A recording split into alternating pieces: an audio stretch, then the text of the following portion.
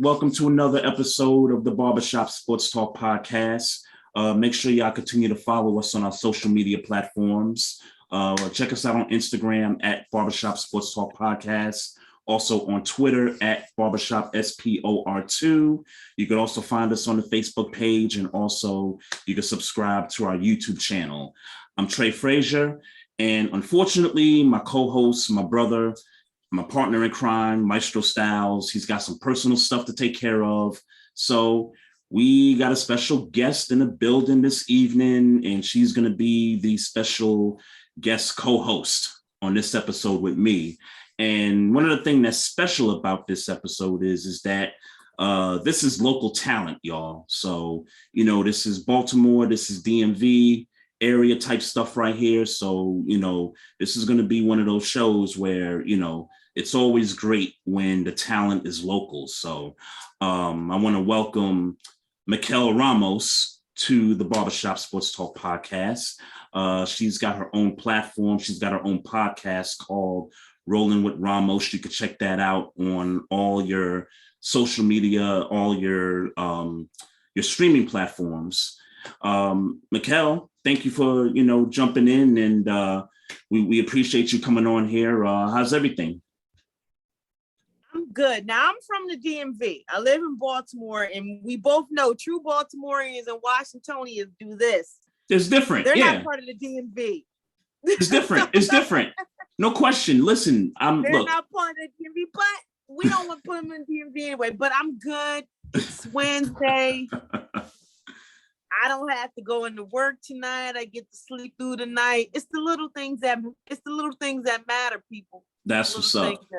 That's what's up. Just to get back to the whole Baltimore DMV thing, I'm a New Yorker, so I don't have any dog in the fight where that's concerned. But I've lived in the area for about 20 years now, and both cities are entirely different, from the culture to the talk to the language to transportation. Everything is different about these two places. But I can honestly say, as a New Yorker, I love both cities. I and that's only 30 minutes to an hour. Right. Exactly. So, so being that you the guest co-host for the evening here, I want to get started here because I want people, I want our fan base to get to know you. So I want you to share with everybody your platforms, how you got into, sports podcasting, sports coverage, the whole nine. Well, Rollin With Ramos, as you can see. I've been doing sports my whole life. It's been embedded in me. It's been instilled with me since I was a little girl. For as long as I've been able to recollect, I've always loved sports. My father was a big athlete. He was good at what he did. And, that was a passion that we had together. What sport did he play? He played basketball. He played baseball. If life would have went another way, I would have been reporting on my father. Shout out to Bridgeport, Connecticut, where my family's from.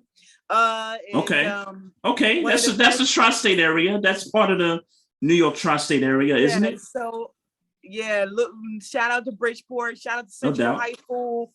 Shout out to the best Connecticut interscholastic schools. He was part of some good teams in the early 70s. Put that city on the map, and given another way, things would have been different. But they said he used to hold me in his arms and watch the games, and you never know what transpires. But here I am now. Always wanted to do sports. Always wanted to talk about it. I played it a little bit.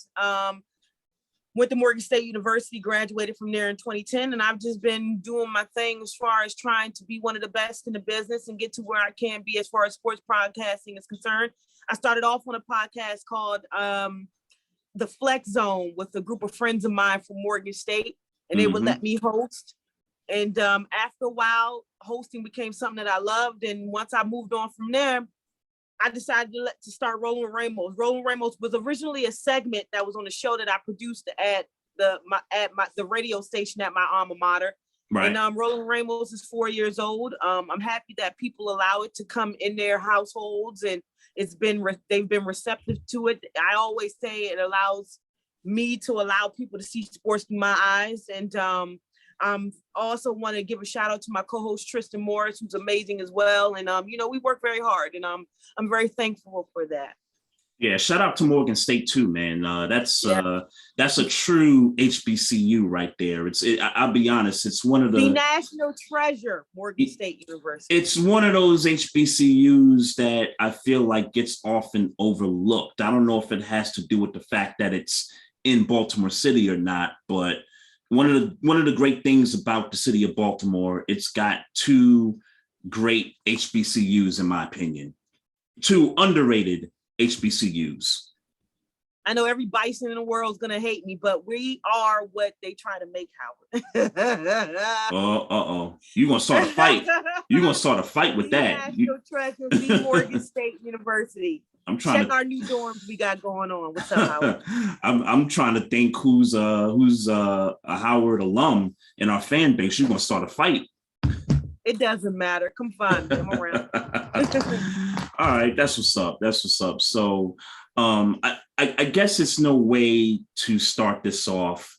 You're a Washington Commanders fan, and there's been a lot that's been brewing with this, with this franchise for the last 20 years, and particularly over the last, couple of years. So I guess obviously you're a fan because you're from the DMV. Obviously, football is the number one sport in the DMV, has been for a long time, still is in many people's eyes, even though, the Caps, not the Wizards, but the Caps got a chip. The Mystics got a chip. The Nationals got a championship, but, somehow, some way, the Washington football team somehow continues to stumble upon itself, over the last, couple of decades here. So in your opinion, and I want to get to what happened today. There was a hearing at Congress, I believe, correct me if I'm wrong with that terminology, but Roger Goodell was in the building. He spoke. They were asking him questions about the environment of the football team. Dan Snyder wasn't there, obviously. He declined, I think. Some of the things I've heard on the radio on the way home today, some of the things I've seen on Twitter is that Dan Snyder has been subpoenaed. So that's something, I guess, to look forward to in the days coming. And I guess the other thing I took out of what happened, at least from other people's reaction, is that it's getting close to that time where the owners, the other 31 owners, is like, look, Dan, you got to go. Like it seems to me like it's getting close to that point. I want to know what you feel about that. It's crazy because Dan Snyder has been in the position that he needed to go for so many years, but it took him tampering with other owners' money for them to finally look at him and say, you are not one of us. Because, you look at those emails with Bruce Allen and John Gruden, Dan Snyder got to be in there somewhere. You know what I'm saying? Of course. He's been able to dot his I's and cross his T's very well. And it is crazy because I always say this about President 4-5. It's crazy how all this controversy happened around him. Everybody else is going down around him. And nobody has found anything about him. And that's because he managed to make sure he was above everything that was below, that was around him. And that's what Dan Snyder's been able to do all these years.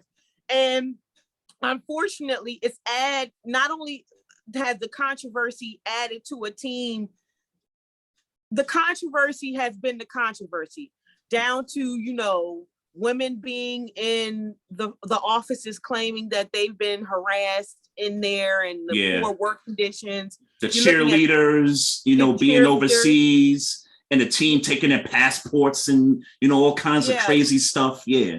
You're looking at the stadium over the years. And then, what really recently pissed me off was his ability to want to try to take the stadium out of an area that is predominantly Black. So now you want to move it to Woodbridge, Virginia. And if anybody knows about living in the DMV, I'm not trying to get in no HOV lanes to come way out Virginia. I understand you want to cater to Virginia. Talk to because him. I understand you want to cater to Virginia because you feel like you messing up where Ashburn is close to the training facility. But if you know anything about football and you know anything about DC football, we no longer Chocolate City, but it's been about the tradition of what we've been able to put in. So when you take it out of places that is metro accessible, and places like that, they can travel. But imagine coming from Woodbridge, you go all the way back over to PG or back over to DC. It's not fair. And that was and it's about to be the last straw. Dan Snyder has made it perfectly clear when it comes to owning this organization that it's only about the money per se. And it's only about what he can make out of it. And it's unfortunate because the rich tradition of the Redskins, and I'm gonna say the Redskins because that's what I grew up in. The Washington Redskins. I feel you. Has come. I'm sorry, HTTC, if that's what you want to say. Hail to the Commanders. Nah, you can say Redskins. Mykell, you can. I'm not trying to be disrespectful to the Native Americans and that plight. And that's another thing. Hey. It took for some real fire to get under his ass to change that too. Yep. I mean, how would I feel if they were called the Washington Coons? But at the same time, the regular football fan is in there for the name alone. I have friends that have the Redskins tattooed on them, that symbol. Mm-hmm. So it's embedded. But I will say this, like, it's unfortunate because it starts at the head. And then to add insult to injury, we're losing on the field. So it's a whole organization that hasn't had respect for how many decades now? Oh, wow. And it's just very unfortunate. It's very, very unfortunate. Yeah. It's, you bring up the good point about the Metro thing. And me and Maestro, we talk about this all the time. For me as a sports fan, I rather, take the train to the game. You know what I mean? I'm one of those, grew up in New York, always rode the subway.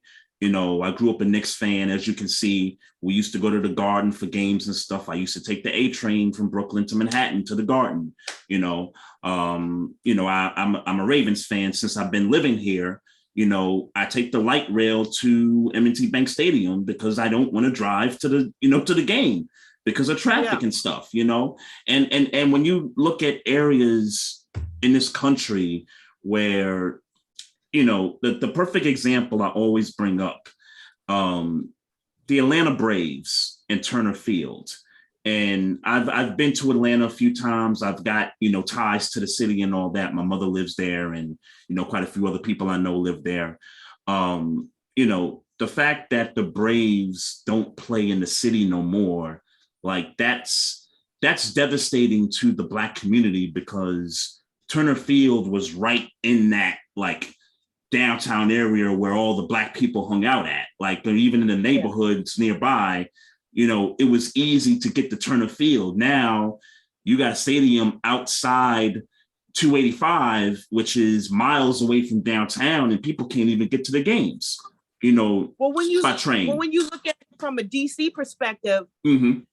and living there, it's so intertwined. I can go from PG County to Virginia on one line. It's called the Blue Line. And I was there and I grew up when the Blue Line didn't even exist. So when they extended it all the way to Largo Town Center, that was such a beautiful thing. Right. For him to say that area isn't lucrative, Landover Mall has been shut down and closed. It is dirt now. Yeah. And across is an empty convenience area that he could have turned whatever he wants to turn into. And then it's like, and Landover is not far. It's like it's like a precipice right there in the middle. Yeah. And it's in one of the most richest Black middle class communities in the United States, PG County.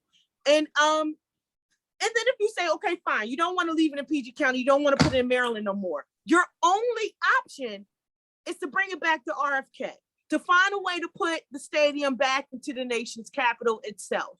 And for him to want to do that, It just seems to know who you're catering to and what you're catering for. You're talking about wanting to have the lights in the air, having it a concert, putting a mall. There's so many things you can do within the actual area that Virginia. I'm not coming to Dumfries to see the Commanders. I will stay home and that's as much as I love them. I will stay home on my couch. Yep. I'm not coming to Dumfries. Yeah. I'm not trying to find a third person so we can get in the HOV lane. I'm not coming to way out the Woodbridge. I don't care to come to Potomac Mills. That's not what I'm going to do. Mm-hmm. And it's just one of those things. But when you talk about the nation's capital and you talk about its reign as far as what it means to the sports world, it has everything to do with the owners that are at the front office. We don't have good ones. We have interns because they don't do what was betterment for the team. Look at the Wizards. Yeah. Bradley Beal is over here trying to figure out he's going to stay go. He should have been let go and let God. Mm-hmm. And here we are looking at what's going on there. The Capitals let go of the only coach that gave them supremacy. And then here we are talking about... Speak on it. And here we are talking about the Washington Redskins. I felt though, when it first came out with the Washington football team, I thought that was such a cop-out. But then after a while, it started to grow on me. We are the team from Washington. They could have kept that. Now here we go again with the Commanders. Whatever they are, they better command a win. I know one thing. Hopefully Ron Rivera can turn some things around and slowly trying to do some things. Chase Young, hopefully he can come back healthy. I know one thing. You better not mess up this Terry McLaurin contract because that's another thing that's going to ruffle a lot of feathers if you cannot close that deal. Yeah. And see, this is the problem. We're not talking about what's on the field. And then we get to the field, it's another disappointing season because it just goes, starts from the head and it goes down. And eventually it's not even about what's on the field because if Dan Snyder is ousted, this is what we're going to be talking about. See, I kind of disagree about the whole DC, or him not wanting DC. Is it really that he doesn't want to be in the district, or is it that the district don't want him? Because I get the sense that... They proposed so many things to him. Even PG has proposed. The Governor Hogan is sick of Dan Snyder at this point in time. Yeah. We'll see what happens. Let's just leave it as that. Because I heard some things. I've heard some things where the district don't even want him. Like, and I've always said, the best thing to do is tear down old RFK, redevelop that part of town. Which if you go up H Street, H Street is basically like pure gentrified already. I remember when. At nighttime, it was dangerous to walk down 8th Street. I remember a time when that, but I grew up on 1st Street, R Street. It is not what I grew up on. Right. So look, redevelop that area. The metro stops there anyway, right? So tear down the old stadium, build a brand new one right there, and it's all metro accessible. It's in the district where it belongs, and everybody could be happy, but no, it seemed like even the district don't want them. I think it's down. And you making up that point, I think it's the business practices of Dan Snyder that's getting the team in trouble versus anybody wanting the team. If you know true Washingtonians, they live and die and breathe Washington football. Oh, absolutely. We can be 0-30. We out there with hog suits on, and we out there supporting, and we out there wishing and hoping every week. It doesn't go down. Yeah. That stadium been a little empty these days, though. It's noticeable. Yeah, it's very unfortunate to look, especially in the NFC East. It's very unfortunate to go into that stadium and see more Dallas Cowboy fans, more Eagles fans. Eagles fans, than it is. But that's winning, that's culture. When Bruce Allen came out and said the culture in DC is nothing wrong with it, what the hell are you looking at? Yeah. It's purely a problem. So at the end of the day, does, in your eyes, does this team eventually get ripped from Dan Snyder in some capacity? I don't know. It has a lot to do. It has a lot to do with how much damage he has done in the league. Because it's unfolding. It's up to the owners. It's up to the other owners. Yeah. Yes, and he has friends. And to see his friends look at him differently, then we have something brewing. And he messing with their money. Yeah, he's messing. It was fine when he was messing with his own team and taking money from his own team. He messing with other people's money. Yep. And messing with everybody else. But OPP. You touch Jerry Jones's money, it's a problem. So we'll see what happens. I think Dan Snyder has fought so much. I don't even see where we can go but Dan Snyder. But this will definitely play out. But Congress, it's unfortunate that Congress has its hands on him. So we'll see what happens. They're gonna be the Virginia Commanders. I hate to break it. They're gonna be the Virginia Commanders, Mykell. I'm sorry. Well, I'm gonna live in DC and they can stay in Virginia. They might. I've joked on many occasions. They probably gonna move to Norfolk, Virginia. I mean, that will start a riot. That would start a riot. Way down there, so I understand. But yeah. They did. If that's where they were supposed to be, they should have been there. You know what I'm saying? The district would start a riot if that would have happened. If they would have moved that deep into Virginia, they would start a riot. Oh man. Crazy. So I'll be there leading the pickets in the fire. Okay. Right. Hell no, we won't go. Remember that. Okay. All right. I mean, y'all diehard fans. I mean, I see it. I see it. I like I said, I've lived here 20 something years, so I see it. Look, so NBA Finals. I just want to kind of transition for a minute. Warriors get the fourth chip. The series went 6 against Boston. I thought it would actually go 7, but game 6 turned out a little differently than what I would have liked to have. Your thoughts on the championship, Steph Curry, the whole Warrior dynasty kind of a thing. What's your thoughts? I am so not effervescent about this. And I'm not saying I hate Steph. I'm not saying I hate the Warriors, but I ain't care for the parade. I had Boston in 7. I felt Boston was the better team. Okay. I felt Boston shot themselves in the foot repeatedly. There's 3 games that Boston should have won alone.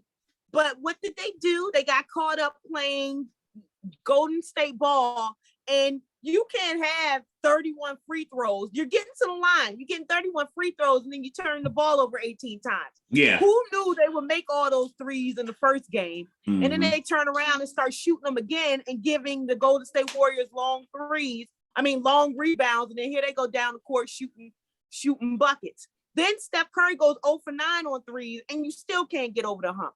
I think what happened in this series is you basically saw, I don't think the Warriors made that many adjustments. I think the Warriors are just that veteran team where this is a series where experience just reigns supreme. And they went in the locker room and they looked at each other and they said, which one of y'all going to do this? Which one of y'all, Steph said, which one of y'all going to help me? Which one of y'all going to stand up? And then Wiggins supplied the help. And Gary Payton supplied the help. And then you just had all these guys that came, that all these role players that did what they were supposed to do. I wasn't that excited about Draymond Green's play. I know a lot of people say, well, Draymond's the heart and soul and this and that. This man shot 30-something%. I know he's not supposed to be shooting. That man was averaging 4 points in the series. And I know, and a lot of people on Twitter, a lot of people on Facebook were so sensitive to me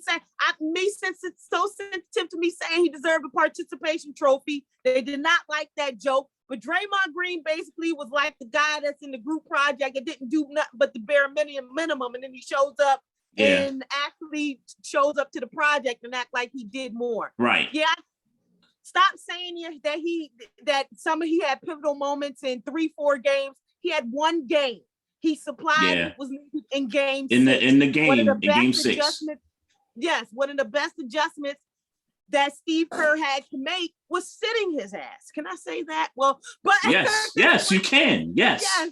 Yeah. So one of the adjustments that they had to make was sitting his ass. Mm-hmm. So to tell me that he did more than what he did, and a lot of people saying, what did I watch? What the hell did you watch? Because this man, yes, he's the heart and soul, and he's the rodman on the team, and he's disruptive. This man had one good game. He did what he did in Cleveland. Look, he's going to the Hall of Fame. He's going to the Hall of Fame. I mean, that might bother you and maybe some other people, but Draymond Green is going to the Hall of Fame at some point when he's deserves to go there. No disrespect. Mm-hmm. Draymond deserves to go there. Charles Barkley crawled for Draymond. You know what I'm saying? He deserves to be there. But to enhance his participation in this series was a very absurd to me. Yes, did he give the pivotal moments where he might have gotten to a couple people's heads, got some rebounds? At one point, I didn't know if he was playing football or basketball. Did he provide certain moments? Yes. But to say that he was, when I look at this series, I don't look at Draymond. I look at Wiggins. Steph had to damn near score 40, 50 for them to win, for them to get game 3. There's so many other components that was not Draymond. And now you're looking at the fact that he also had a personality that was bigger than his play. So we're all involved in his podcast, and we're looking towards that, and we're looking into that. Draymond is one of the greatest. But like I said, to enhance his participation in the series to more than just one game, he damn sure better have played game 6 how he played game 6. Because if Boston won game 6 and you gave them young boys that confidence to go against game 7, it might have been a little different. What I also saw, you play what's in front of you. Mm-hmm. You win and you play what's in front of you. Yeah. However, and I know a lot of people would disagree with this as well, they got Christmas in this postseason because they got a Dallas team that could not put up with them. And I know a lot of people would say, oh, well, the Grizzlies got blown out with Ja in the game. They blew him out without Ja. So Ja missed some games, and Ja missed some time in that series. Yeah. Yes, and they played the Nuggets team without Jamal Murray. So yeah, I get that narrative part of it, that the Warriors somehow, I would say they avoided the Suns, who won the West last year. And that was sort of the matchup everybody was looking forward to. Even myself, I was looking forward to that matchup. And Dallas got them up out of there, surprisingly. And, it was the Warriors from that point on to take the whole thing at that point. It's kind of like the Red Sea parted for them to get that championship. But I'm not going to throw no shade. I'm not going to throw no shade on the run they had. Respect Steph Curry, the greatest shooter ever in the NBA. I don't know if he's top 10 yet. I'm not ready to do that yet, but definitely greatest shooter of all time in the NBA. Much respect to the coach, to the players, to the organization, the dynasty, and all that stuff. They did their thing. They did what they had to do. Even though in that game 6, where they had a stretch where they was throwing bricks up and Boston cut that lead from like 20 to like 8, going in from the third into the fourth quarter. But them Boston turnovers is what killed them. It eventually killed them. And them just being young, I think Boston, there's in a league that everybody's looking to be the star. Yep. We forget about those 90s teams that had the star, but also those teams that were just teams and they did it together. And, Jason Tatum, I know he's a big Kobe fan, but I wanted him to stop playing that in the media and pushing that. If you wasn't going to pray to him to get the Mamba mentality, it wasn't going to work for you. You are not that guy. Yep. You're waiting for Marcus Smart and Jason Tatum, wanting them to do this.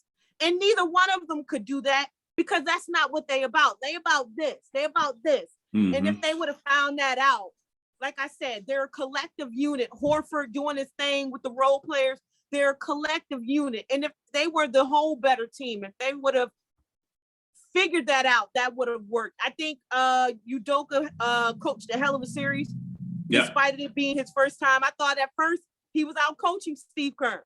So it's hard to say Boston to be back because we know the East is kind of shifted when Chris Middleton went down because who knew that they were going to beat the Bucks that way? But Boston is not shabby. And you know, a lot of people came to the series saying, and people need to stop this because y'all know y'all was on Twitter saying that Boston didn't stand a chance, that they were going to get swept, that it was only going to go 5. And look what happened. They bugging. Because I said, had the Heat going to the finals, I thought the Heat was going to get swept. I thought Boston legitimately. I thought Steph Curry was going to have to put up Jimmy Butler minutes to have to win this series. Luckily for him, his other guys came through. But I think the beauty in this series is we got a horrible Western Conference Finals. We got a horrible Eastern Conference Finals. We got a whole bunch of blowouts, no competition. And once we got to the finals, we got some games that everybody was staying up and watching. We got some competition. We got something that everybody was talking about. And I think that was the beauty involved in it because the postseason kind of did, you know what I'm saying? It kind of was a dud after the semis. Yeah, so right. We got that, so. Yeah, definitely. Hey, let's do this. So, you know, I only got like 5 minutes left on this this part of Zoom here. Time runs when you're having fun, doesn't it? I know. If you're up for it, I would love to log off of this one, you know, jump right back on in 1 minute. Let's, you know, kind of split the episode a little bit so we can have another, you know, 40 minutes to rap about, you know, some other topics and stuff. I definitely want to get to your Tom Brady tweet from, you know, a few weeks ago. I definitely want to do that. So if you don't mind, I certainly would love to, you know, drop this and let's, you know, get into another Zoom, you know, start this thing back up again. And, you know, it's totally up to you if you got the time. Yeah, cut this thing on. Let's cut it back on. I'm with you. All right, let's do it. It's the Barbershop Sports Talk Podcast. Trey Fraser in the house. I got my guest co-host, Mykell Ramos with me. We're just wrapped up part 1 of the episode. Now we're going to get into part 2 of the episode. Y'all stay tuned.